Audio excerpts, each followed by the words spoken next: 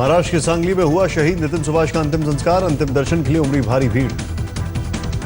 सांगली गांव में नहीं मनाई गई दीपावली, आसपास के इलाकों में भारी शोक। पेंगुइन की मौत पर राजनीति जारी। बीजेपी नेता आशीष शेलार ने साधा आदित्य ठाकरे पर निशाना।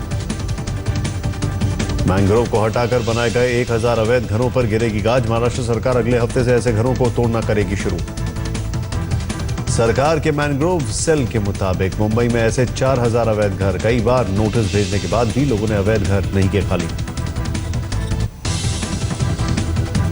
महाराष्ट्र सरकार की नीतियां किसानों के लिए सबसे ज्यादा फ्रेंडली। नीति आयोग की रिपोर्ट के मुताबिक दूसरा और तीसरा नंबर गुजरात और राजस्थान का। रिपोर्ट के मुताबिक किसानों के अपने उत्पादों का बिजनेस करने के लिए सरकार ने लागू किया मार्केटिंग रिफॉर्म। नीति आयोग ने कृषि से जुड़ी महाराष्ट्र सरकार की योजनाओं की तारीफ।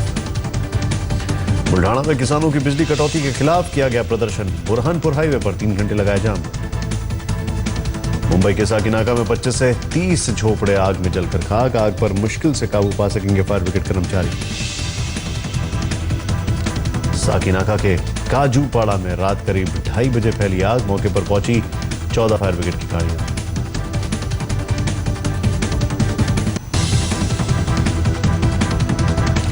मुंबई के दारूखाना इलाके में कबाड़ का गोदाम भी आग से घिरा। 8 दमकल गाड़ियां आग बुझाने पहुंची।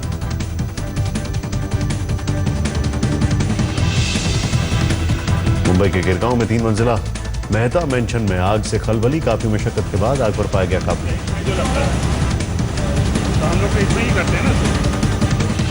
इमारत की तीसरी मंजिल पर रसोई गैस के सिलेंडर में विस्फोट से भड़की आग। 2 दर्जन दमकल गाड़ियों ने बुझाई आग।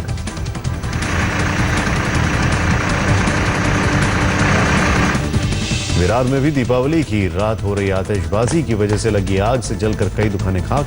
दमकल की 10 गाड़ियों ने बुझाई आग।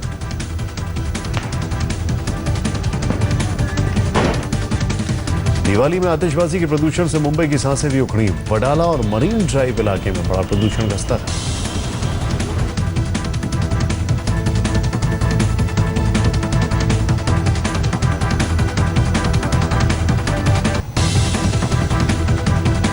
दिवाली पर सजाई गई हाजी अली दरगाह। मुस्लिम परिवारों ने भी जमकर मनाई दीपावली।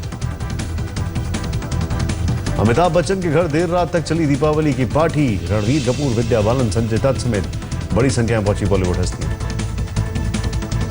आमिर खान के यहां भी दीपावली पार्टी का जश्न। सोनाक्षी सिन्हा, टाइगर श्रॉफ समेत कई बॉलीवुड की हस्तियां आई नजर। एक्ट्रेस अनुष्का शर्मा को लगता है कि बॉलीवुड में लंबी रेस के घोड़े हैं रणबीर कपूर। कुछ दिनों के लिए आया था उनका बुरा वक्त। लीजा हेडन ने की बॉयफ्रेंड डीनो लालवानी से शादी। सोशल मीडिया पर डाली तस्वीरें।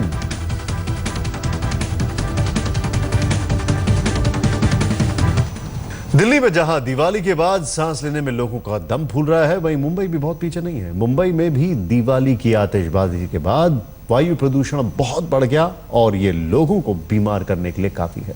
सबसे ज्यादा परेशान वो लोग हैं जो पहले से ही सांस की बीमारियों से जूझ रहे हैं।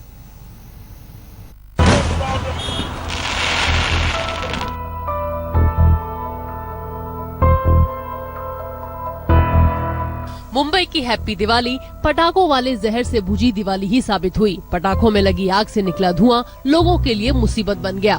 सोमवार की सुबह लोग उठे तो हवा में आतिशबाजी का धुआं तैर रहा था और शहर में पटाखों के खाली कवर बिखरे पड़े थे, वो अलग।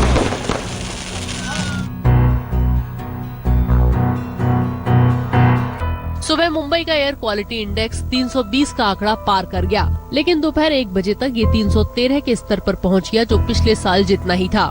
201 से 300 के बीच का एयर क्वालिटी इंडेक्स खराब और 301 से 400 के बीच का एयर क्वालिटी इंडेक्स बेहद खराब माना जाता है। जिन लोगों को सांस की बीमारी हो उनके लिए ये हेल्थ रिस्क पैदा कर सकता है। ऐसे में उन्हें मुंह पर मास्क पहनने की सलाह दी जाती है। आइए एक नजर डालते हैं मुंबई के अलग अलग इलाकों की हवा में मौजूद प्रदूषण पर। आज मुंबई के बांद्रा कुर्ला कॉम्प्लेक्स में एयर क्वालिटी इंडेक्स था 298, माजगांव में 295, मलाड में 311, वर्ली में 236, चैम्बूर में 257, बोरीवली में 209, कोलाबा में 201 और भांडुप में 214। यानी मुंबई शहर जहरीली हवा के खतरनाक स्तर पर पहुंच गया है। मुंबई पहले से ही ट्रैफिक पॉल्यूशन का शिकार है, उस पर पटाखों के शौक ने रोशनी के त्योहार को जहरीला कर दिया। कल रात लक्ष्मी पूजन के बाद मुंबई शहर में जोरों शोरों से दिवाली मनाई गई, लेकिन ये दिवाली उन लोगों के लिए खतरनाक है जिन्हें अस्थमा जैसी बीमारी है। इस वक्त अगर आप देखें मरीन ड्राइव पे तो सुबह का टाइम है, लेकिन विजिबिलिटी एक तरीके से जो है वो काफ़ी कम मानी जा रही है। एयर क्वालिटी सर्वे की अगर बात करें तो 260 पार्टिकुलेट मैटर के ऊपर चला गया था। पटाखों में होने वाले विस्फोट से कई तरह की जहरीली गैसें निकलती हैं जो इंसान के महत्वपूर्ण अंगों को नुकसान पहुंचाती हैं। पटाखों से sulphur dioxide, carbon dioxide, mono dioxide, nitrogen dioxide सहित कई तरह की जहरीली गैसें निकलती हैं। पटाखों से निकलने वाली सल्फर डाइऑक्साइड और नाइट्रोजन डाइऑक्साइड गैसों और लेड के बारीक कणों की वजह से अस्थमा और दिल के मरीजों को काफी परेशान करती है। WHO की रिपोर्ट के मुताबिक भारत में होने वाली मौतों की एक बड़ी वजह वायु प्रदूषण है। देश में प्रदूषण से जुड़ी बीमारियों की वजह से हर साल 6,20,000 लोगों की मौत होती है। मुंबई से मुस्तफा शेख के साथ आज तक ब्यूरो। और अब आपको दिखाते हैं एक मस्जिद से कीमती मोबाइल फोन चोरी होने की घटना जो सीसीटीवी में कैद हो गई। ये मामला मलाड की एक मस्जिद का है जहां एक बिजनेसमैन नमाज पढ़ने पहुंचे थे। जब वो नमाज पढ़ने के बाद नीचे झुके तो पीछे खड़े चोर ने बड़े ही शातिराना तरीके से चुपके से उनका काफी महंगा फोन पार कर लिया और वहां से नजर बचाकर भाग लिया। पुलिस के मुताबिक आरोपी को अक्सर मस्जिद के आसपास मंडराते हुए देखा गया। निकालना उसको भी अंदर क्यों रखे?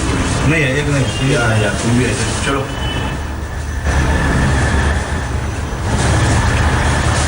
तुम भी ऐसे चलो।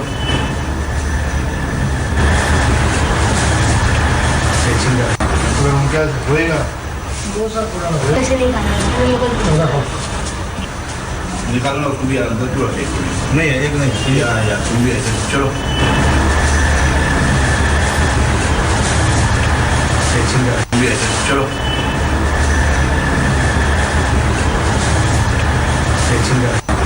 क्या होएगा? देवेंद्र फडणवीस सरकार के 2 साल पूरे हो गए हैं, लेकिन शिवसेना और बीजेपी के बीच तनातनी का कोई अंत नहीं है। ताजा मुद्दा है भायखला जू में एक पेंगुइन की मौत, जिसे लेकर विपक्ष के साथ साथ बीजेपी भी आदित्य ठाकरे पर निशाना साध रही है। देवेंद्र फडणवीस और उनकी पार्टी के मंत्री सरकार के 2 साल पूरा होने पर जश्न के मूड में है, पर बीजेपी की सहयोगी शिवसेना ऐसे मूड में कतई नहीं है, बल्कि बीजेपी पर निशाना साधने का शिवसेना कोई मौका नहीं छोड़ रही। तो बीजेपी भी पीछे नहीं है। भायखला चिड़ियाघर में साउथ कोरिया से लाई गई 8 में से एक पेंगुइन की मौत पर कांग्रेस, समाजवादी पार्टी, MNS और एनसीपी आदित्य ठाकरे को निशाना बना चुके हैं। अब मुंबई बीजेपी अध्यक्ष आशीष शेलार ने भी आदित्य ठाकरे को इस मुद्दे पर आड़े हाथों लिया है। शेलार के रडार पर युवा सेना चीफ आदित्य ठाकरे के 2 पेट प्रोजेक्ट मुंबई की नाइट लाइफ और पेंगुइन है।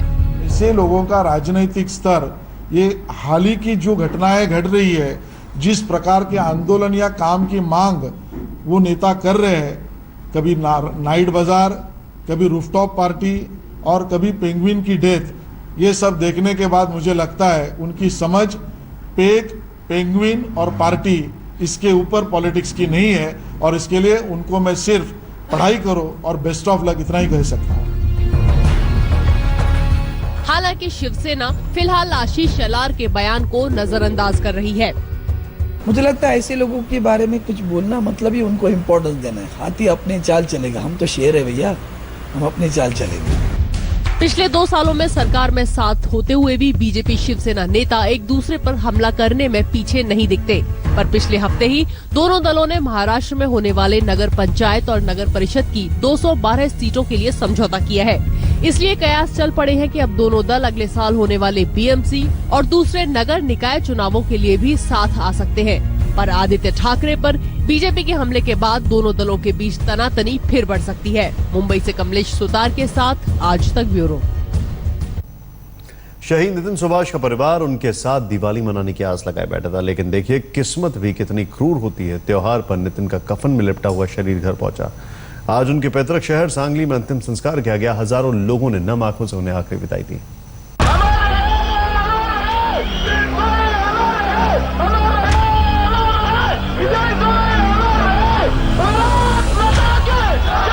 कुर्बानियों के काफिले के साथ चल दिए शहीद नितिन सुभाष और पीछे रह गई उनकी वीरता की निशानियां। सरहद सुरक्षित है, जवानों का हौसला बुलंद है, क्योंकि वहां खड़े हैं नितिन सुभाष जैसे वीर जो आतंकियों को पीठ दिखाकर भागने पर मजबूर कर देते हैं। महाराष्ट्र के सांगली में है शहीद नितिन का पैतृक गांव, जहां आखिरी सफर के लिए आखिरी बार पहुंचा गांव का जांबाज बेटा। तिरंगे में लिपटा हुआ अपने साथ बहादुरी की कहानियां लिए पूरा गांव अगवानी के लिए उमड़ पड़ा।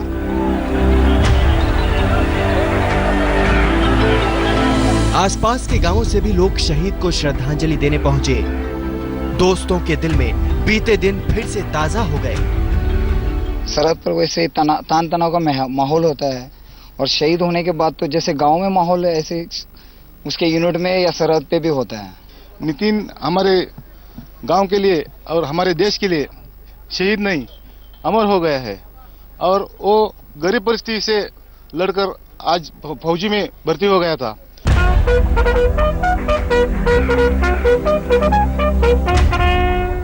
शहीद नितिन के पैतृक दूधगांव में सैनिक सम्मान के साथ उन्हें अंतिम विदाई दी गई।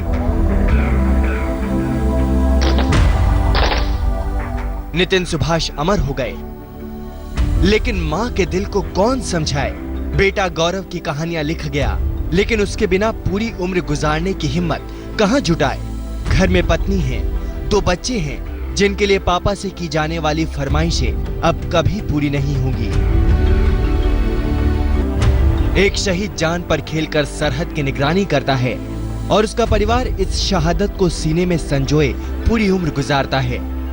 इस हौसले को, इस जज्बे को हजारों हजार सलाम। पंकज खेलकर, सांगली, आज तक।